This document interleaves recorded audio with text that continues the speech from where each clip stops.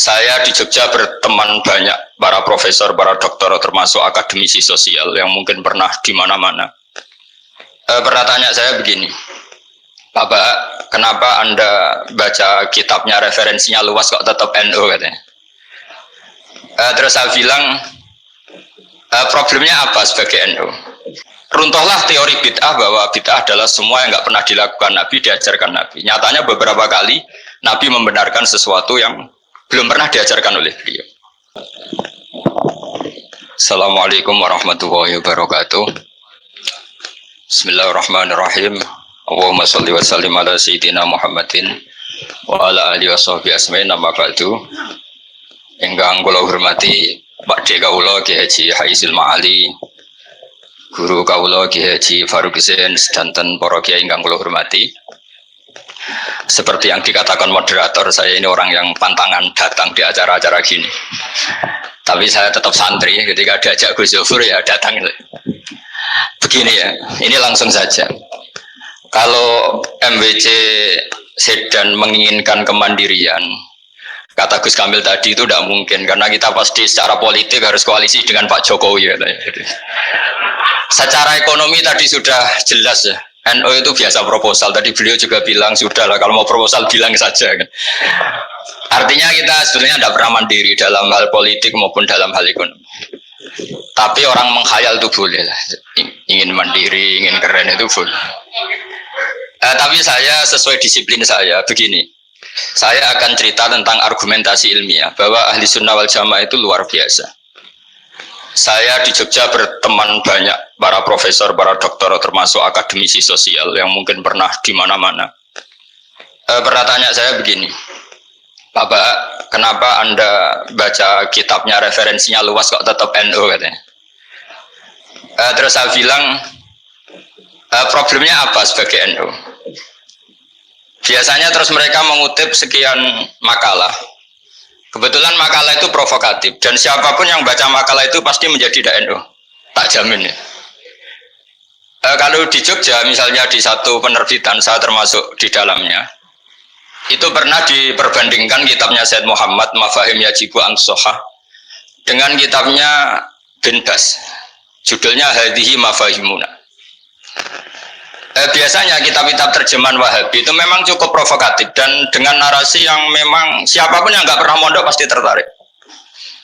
Misalnya begini, cerita bid'ah misalnya.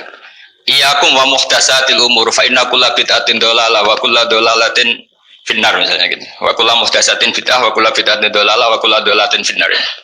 Ada yang baca wa kullu bid'atin dhalalah wa kullu dhalalatin finnar. Terus beliau meneruskannya begini, kata Bin Bas. Hadza huwa Rasulullah. Hakama bi annal bid'ah kullaha dhalalah. Terus diteruskan, wajar asy-Syafi'i faqasama ila hasanatin wa dhalalatin wa sayyi'atin. Jadi dengan narasi seperti itu tuh orang itu tahu bahwa Syafi'i itu kurang ajar benar gitu kira-kira gitu. Jadi dia ini Rasulullah yang mengatakan semua bid'ah ini dhalalah, tapi Syafi'i lancang dengan membagi ada dhalalah, ada sayyi'ah, ada hasanah, ada sayyi'ah. Ini aneh katanya. Wong Rasulullah yang Nabi saja bilang satu, semuanya dhalalah kok dia bilang dua kan. Diredaksikan Jaro'ah, kira-kira makna sedannya yang lama atau berani. Sehingga orang mesti tanya, kenapa sih tidak ikut Rasulullah saja? Tapi ini satu ilmu, setidaknya ilmu perdebatan, bukan ilmu hakiki, karena kita tidak tahu yang diridhani Allah yang mana. Tapi kemudian Said Muhammad dalam kitab Abu Abdul Faros juga dalam kitab-kitab beliau menyanggah itu dengan mengatakan jika makna bid'ah adalah yang nggak pernah dilakukan Rasulullah, itu salah besar. Terus beliau cerita sekian hal, termasuk yang diceritakan adalah ada seorang sahabat ketika sholat dengan Rasulullah tidak pakai doa mainstream, yaitu ketika itidal sahabat tadi bilang alhamdulillah hamdan katsiran thayyiban mubarakan fi. Setelah itu setelah Nabi habis sholat umul qail, siapa tadi yang melafadzkan itu? Semua sahabat diam karena takut disalahkan. Tapi apa yang dikatakan Nabi? Tidak, saya tidak akan menyalahkan. Saya tadi melihat isna asra malakan. Saya tadi melihat 12 malaikat. Yabtadiruna ayyuhum yaktubu awwalu. Semuanya itu bergegas siapa yang nulis awal. Terus kata sahabat tadi, ha anada ya Rasulullah. Padahal ini satu kalimat yang bahkan Rasulullah tidak mengajarkan. Dan Rasulullah bahkan iskal. Kenapa ada kalimat itu? Tapi toh dibenarkan oleh Allah dan Rasul. Cerita Said Muhammad kedua adalah ada sahabat setiap ngimam itu main kulhu. Wah, ngimami apa saja main kulhu. Singkat cerita makmumnya tuh gerutu. Ini orang kok main kulhu terus ini. Setelah dilaporkan ke Rasulullah, ditanya sama Rasulullah, kenapa kamu main kulhu ini? Dilaporkan ke saya. Kata si musolli tadi, imam tadi, li annaha sifatur rahman. Dalam surat itu semua sifatnya Allah. Maka fa'ana uhibbuha. Saya senang itu. Apa kata Rasulullah? Saya disuruh bilang Allah ke kamu bahwa Allah mencintai kamu karena kamu mencintai kulhu. Terus keterusan sampai sekarang itu orang-orang NU baca kulhu terus itu. Karena sekali baca idza samsu kuwirat mesti kepunting gitu. Tapi artinya itu dibenarkan Rasulullah min ghairi sabqi ta'limin minhu, tanpa ada pelajaran dari beliau. Runtuhlah teori bid'ah bahwa bid'ah adalah semua yang nggak pernah dilakukan Nabi, diajarkan Nabi. Nyatanya beberapa kali Nabi membenarkan sesuatu yang belum pernah diajarkan oleh beliau. Masalahnya adalah tidak semua orang baca kitabnya Sayyid Muhammad atau baca tidak paham.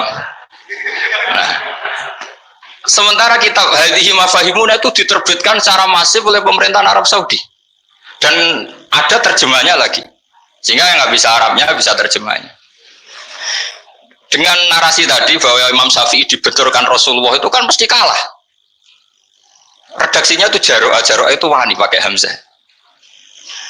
Kedua, saya ingin cerita dan saya tidak bosan-bosan cerita ini sampai mati, saya tidak akan bosan-bosan. Ada kemandirian al-hujjatul balighah dalam diri kita sebagai ahli sunnah. Begini misalnya. Kalimat la ilaha illallah adalah kalimat yang orang kafir 80 tahun saja kalau melafadzkan itu menjadi soro mukminan. Lah ini kita tahlil yang sudah muslim hanya karena kalimat thayyibah justru menjadi kafir. Ini kan madzhab aneh. Yang kafir puluhan tahun iyan tahu yufar lahum ma qad salaf bihadil kalimah. Ini kita karena tahlilan sampai nyekel patok menjadi kafir juga karena la ilaha illallah. Ini aneh. Jadi kalimatun sing yakunu bihal kafiru musliman menjadi kalimatun yakunul mukminu biha kafirun. Ini kan kaidah yang aneh. Nah, saya ingin kalau ahli sunnah yang seperti ini sudah mandiri, sudah sehat, ya baguslah seperti itu. Terus yang terakhir, kenapa ditambahi an-nahdiyah? Ya seperti yang dikatakan moderator tadi. Di terminologi internasional itu kalau ahli sunnah pokoknya yang tidak sabus sahabat ahli sunnah. Sehingga Wahabi, Muhammadiyah, Ikhwan semuanya ahli sunnah wal jamaah.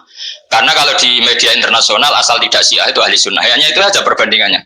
Kalau ikramus sahabat ya ahli sunnah, kalau sabus sahabat ya syiah. Problemnya adalah kita tidak ikut kelompok besar ahli sunnah yang mainstream di internasional karena mereka anti wasilah, anti tahlil.